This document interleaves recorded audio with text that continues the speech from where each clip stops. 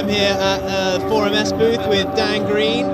He's going to show us their new modules, a couple of new things, so let's have a look. Hi, I'm Dan, 4MS company, and we have here the Spectral Multiband Resonator. It's a new prototype we have out. We'll be coming out with it in the spring. So what we have is 20 bands and a bandpass filter. They're highly resonant bands. We have 6 active channels coming out here. We can adjust the level of each channel.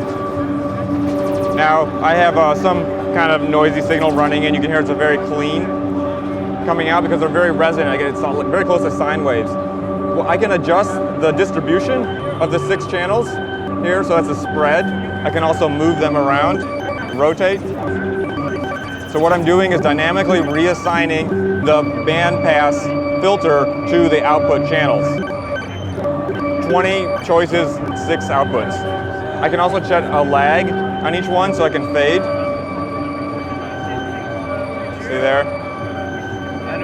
And that's all CVable as well. So. Yeah, exactly. I can CV that amount there, for instance, spin it.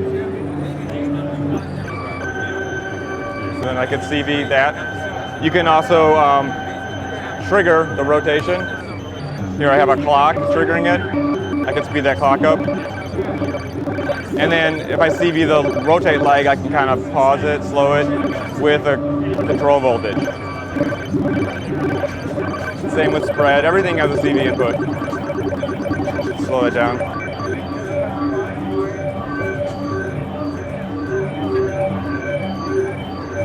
Can also change, so yeah, I can rotate in the other direction too. I can also change the scale. So right now we're hearing octaves and fifths from 20 hertz to 20 kilohertz. I can change the scale using this knob. So there's minor 6, for instance, or is that major 6, sorry. Minor thirds, so it's octaves and minor thirds. It's arbitrary. There can be over 1,000 scales programmed into here. This is a prototype. I only have about 20 or 30. I have some Indian scales. These are just intonation, 6 note per octave Indian scales, for instance. So let's go back to the Western tuning here. We have stereo outputs here, so each channel, the odds come out the left channel, the evens come out the right channel. If I were to unplug this, I'd get all of them out the evens channel there. So you can have mono or stereo operation. Same with the inputs there.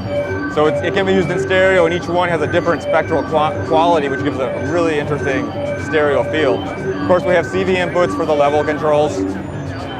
We have some other special features. You can lock 2 of the channels here. You see the blue and the orange are locked. They stay put. See, I can rotate and they stay where they are. So if I like a frequency, I can even tune them. Those 2. So you could sync into like a kick drum sound on a sample you're running in there or something, for instance. What else? There's a lag on the CV, on the levels also. So if I turn this lag up, if I change the positions, it will fade slowly.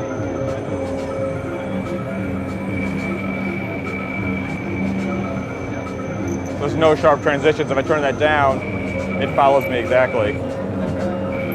That way you can create real droney ambient stuff by manually hitting, and also if you give it a clock signal, it'll smooth out that clock.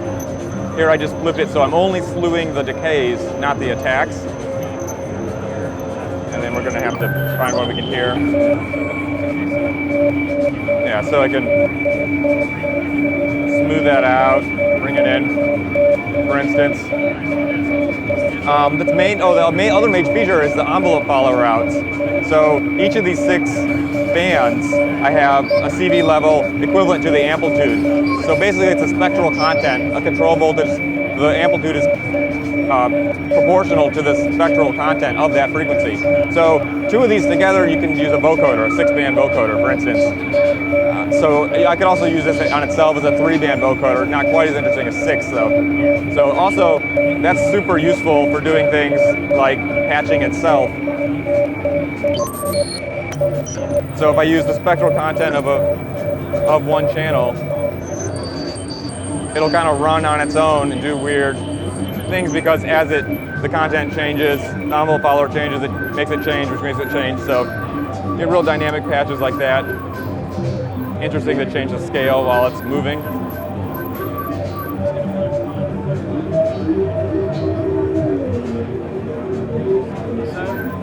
So when will it be?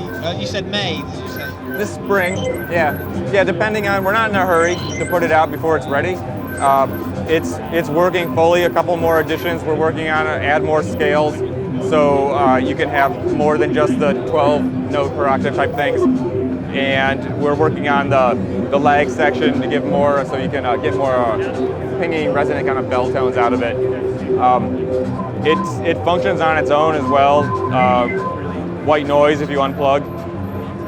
So I'm running something else in. I think the level drops and I did that there. So that's just a white noise content. Yeah. So you also have something else new here? Yes, we do. We have one other thing. This is very prototype. It's not completely finished, but we wanted to bring it here. This is a dual triggered sampler. It's the first in a series of audio recording and playback devices that we're going to be coming out with in 2015. This one has 2 channels and a third channel can record. 2 playback, 1 record. This can record up to 2 hours of sample time, and the expanded version may be up to 24 hours of sample time. You can record them in samples and banks. It also has a pitch and a decay on each one.